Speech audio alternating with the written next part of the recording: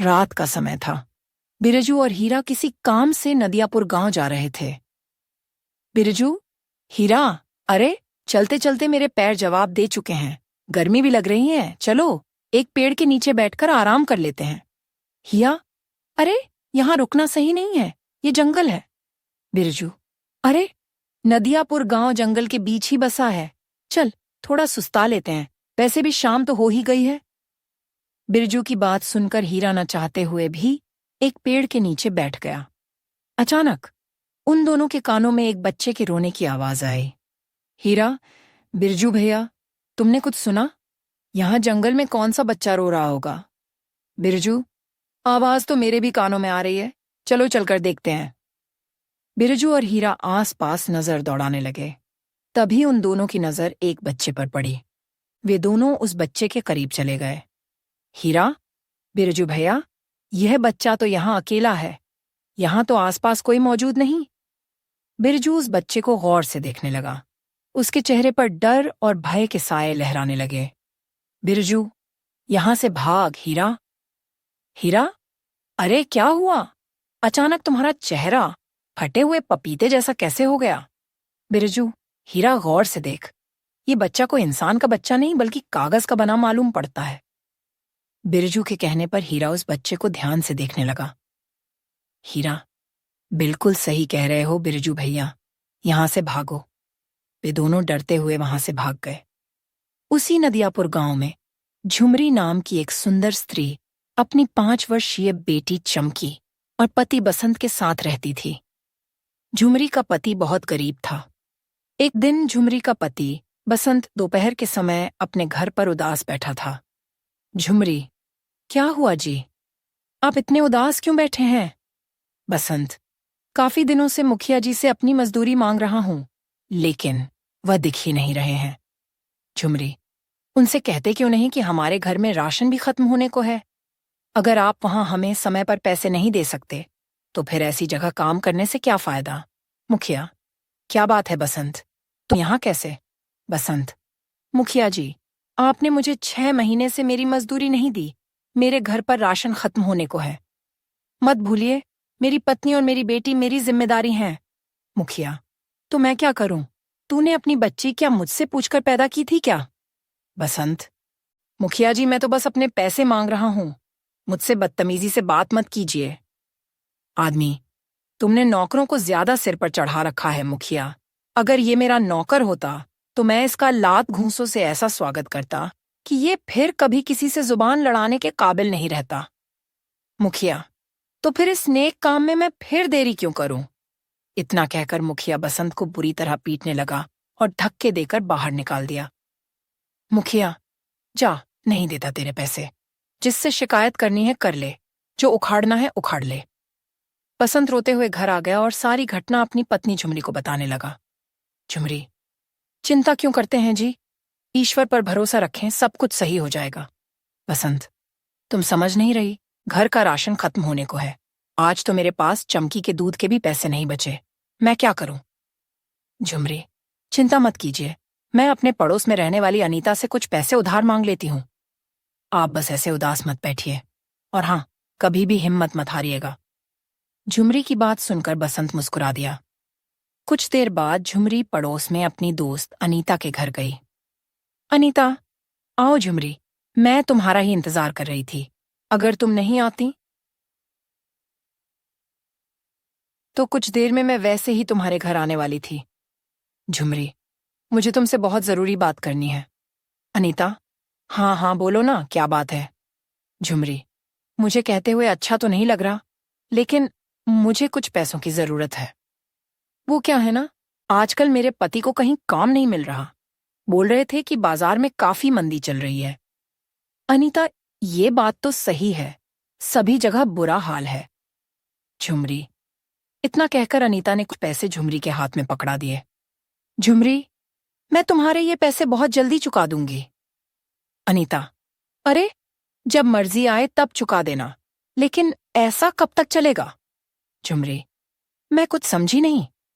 अनीता, देख झुमरी, आजकल का जमाना बदल गया है। मुझे देख, मेरे पति भी काम करते हैं और मैं भी काम करती हूँ। क्यों ना तुम भी अपने पति का हाथ बंटाना शुरू कर दो, कुछ पैसे घर आएंगे तो अच्छा ही होगा। झुमरी, तुम सही बोल रही हो अनीता। पस्तान अनीता, मन तो मेरा भी बहुत करता है, लेकिन मुझे कोई काम भी तो नहीं आता।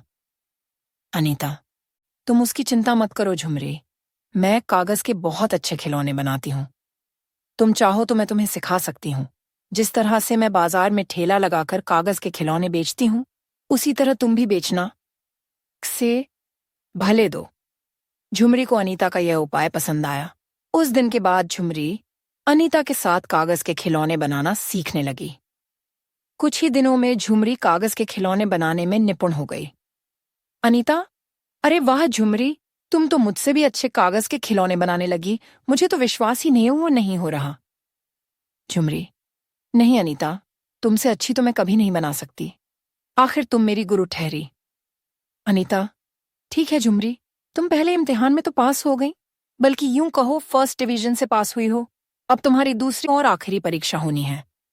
झुमरी, अब मुझे कौन सी परीक्षा पास करनी है? अनीता, कल तुम मेरे साथ बाजार में खिलौने बनाकर बेचोगी।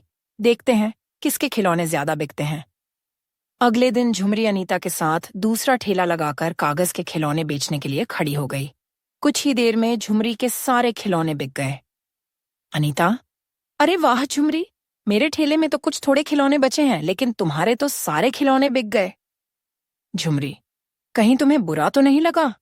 अनीता, अरे इसमें बुरा लगने वाली क्या बात है? ईश्वर हर किसी को अपना अपना नसीब देता है। उस दिन के बाद अनीता और झुमरी रोज सुबह बाजार में कागज के खिलौने बेचने जाती। शाम तक झुमरी के सारे खिलौने बिक जाते। झुमरी के दिन अब बदलने लगे थे। एक दिन बसंत झुमरी से बोला, मैंने जरूर पिछले जन्म में कुछ अच्छे पुण्य किए होंगे झुमरी, जो मुझे इस जन्म में तुम्हारी जैसी पत्नी मिली। झुमरी, ऐसी बातें क्यों करते हैं जी? अगर हर दुख में पति पत्नी का साथ देता है, तो क्या पत्नी उसके दुख में उसका साथ नहीं दे सकती? बसंत, मैं तुम्हें यह बताने के लिए आया हूं कि मुझे चौधरी के खेतों में काम मिल गया है। झुमरी, ये तो बहुत अच्छी बात है जी। अब हमारी कमाई दुगनी हो जाएगी। अब हम अपनी बिटिया रानी को अच्छे स्कूल में एडमिशन दिलवा सकेंगे। झुमरी की बात सुनकर बसंत मुस्कुराता हुआ वहां से चला गया। एक दिन की बात है, झुमरी और अनीता बाजार में ठेला लगाकर कागज के खिलौने बेच रही थीं कि तभी मुखिया कुछ लोगों के साथ वहां आ गया। मुखिया, कैसी हो झुमरी? देख रहा हूं तुम्हारे खिलौने आजकल बहुत ज्यादा बिक रहे हैं। और तो और तुम्हारे वस्त्र भी बता रहे हैं कि तुम्हारी आमदनी अच्छी हो रही है। झुमरी, सब ईश्वर की कृपा है मुखिया जी। यहां कैसे आना हुआ? मुखिया, बात यह है झुमरी कि हमारा गांव दो नदियों के बीच में है। वर्षा प्रारंभ होने वाली है और मुझे सूचना मिली है कि इस बार हमारा गांव भयंकर बाढ़ की चपेट में आ सकता है। झुमरी, इस तरह से तो गांव वालों का जीवन यापन बर्बाद हो जाएगा। मुखिया, इसीलिए मैं चंदा इकट्ठा कर रहा हूं। झुमरी, तुमसे भी मैं चंदा लेने आया हूं। झुमरी ने उस दिन की सारी कमाई मुखिया के गुल्लक में डाल दी और साथ ही उसकी दोस्त अनीता ने भी। मुखिया, झुमरी, मैं सारे गांव वालों से चंदा लेकर उनके लिए शहर से अच्छे कंबल और बहुत सी खाने पीने की वस्तुएं लेकर आऊंगा। झुमरी, मुझे तुम पर विश्वास नहीं है मुखिया जी। वैसे भी तुम मेरे पति की 6 महीने की तनख्वाह रोके बैठे हो। देखते हैं गांव वालों की कितनी मदद करते हो। मुखिया, अरे तुम अभी तक अपने पति की मार को दिल पे लगाए बैठी हो, मगर वह मुझे आकर बदतमीजी से बात कर रहा था।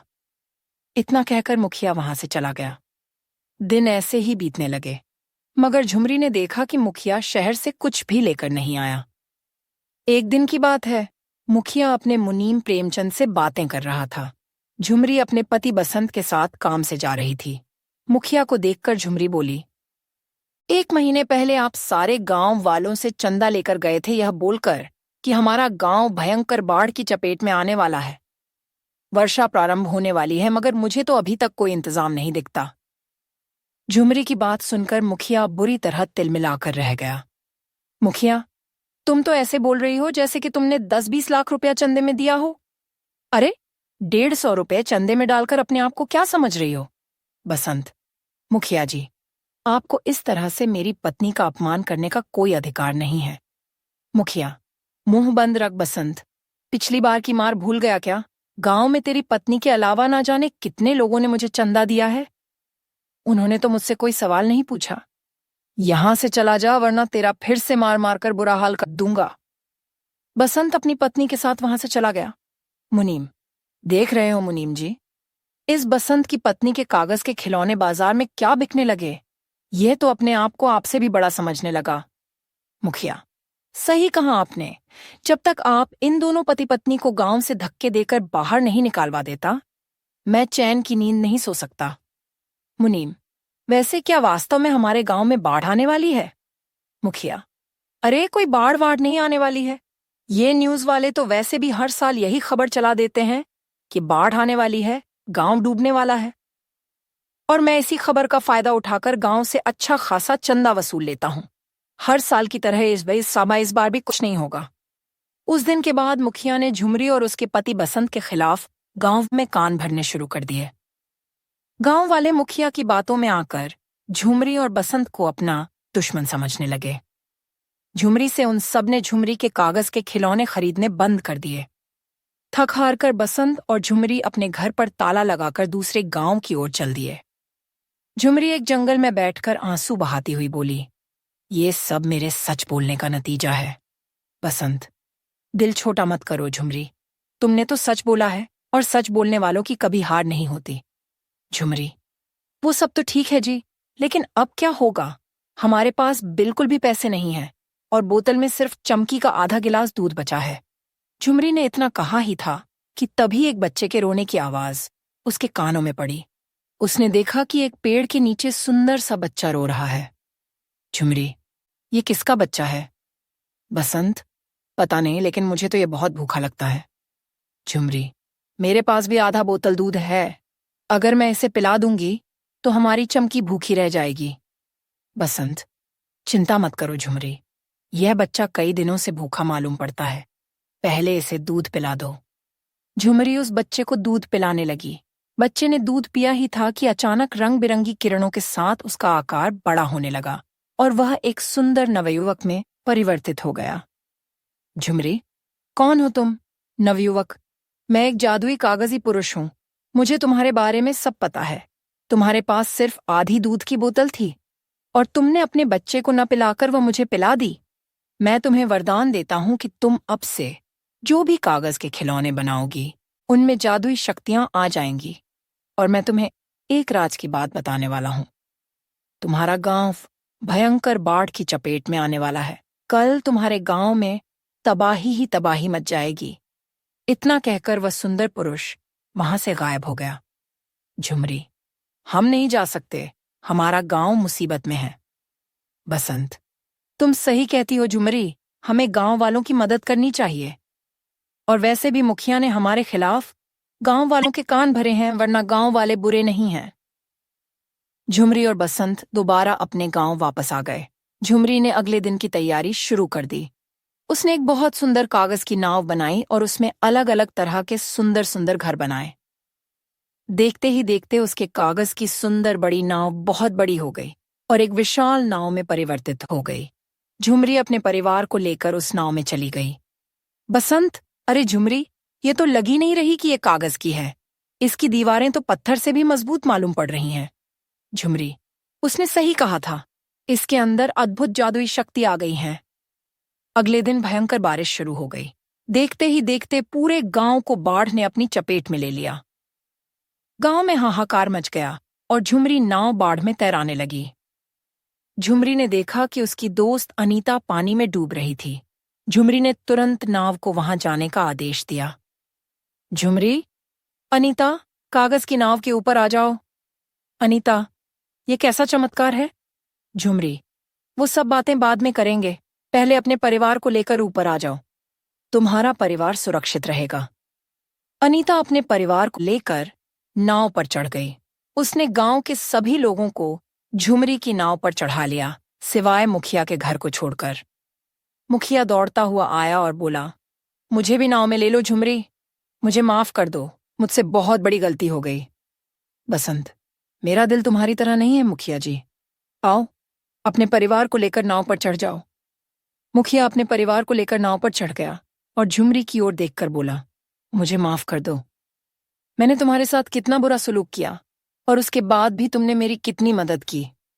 झुमरी, मुखिया जी, हमें हमेशा दूसरों की मदद करनी चाहिए, पता नहीं कौन कब किसके काम आ जाए। तभी अनीता झुमरी से बोली, झुमरी, बाढ़ बहुत ज्यादा भयंकर है। हमारे गांव के अलावा और भी गांव इसकी चपेट में आ गए होंगे। हमें उनकी भी मदद करनी चाहिए। झुमरी को अनीता की बात पसंद आ गई। झुमरी अपनी जादुई नाव को लेकर दूसरे गांवों में गई और लोगों की मदद करने लगी। कुछ दिनों बाद जब बाढ़ का पानी उतर गया, तब झुमरी ने अपनी कागज की नाव में कागज के भोजन बनाने शुरू कर दिए। झुमरी जैसे ही कागज के भोजन बनाती, वो असली भोजन में बदल जाते। बसंत, अरे वाह झुमरी, ये कैसे संभव हुआ? कागज के भोजन असली भोजन कैसे बदल जा रहे हैं? झुमरी, तुम्हें याद नहीं, उस जादुई सुंदर पुरुष ने हमसे क्या कहा था? तुम कोई भी कागज का खिलौना बनाओगी, उसमें जादुई शक्तियां आ जाएंगी। मुझे विश्वास था कि अगर मैं कागज के भोजन बनाना शुरू करूंगी तो वे असली भोजन बन जाएंगे। अनीता, ये ईश्वर ने हमारी मदद की है। झुमरी, देखो ना, इस तरह से कितने लोग भूखे मरने से बच जाएंगे। इस तरह गांव में सभी लोग भूखे मरने से बच गए। कुछ महीनों बाद सब कुछ फिर से ठीक हो गया।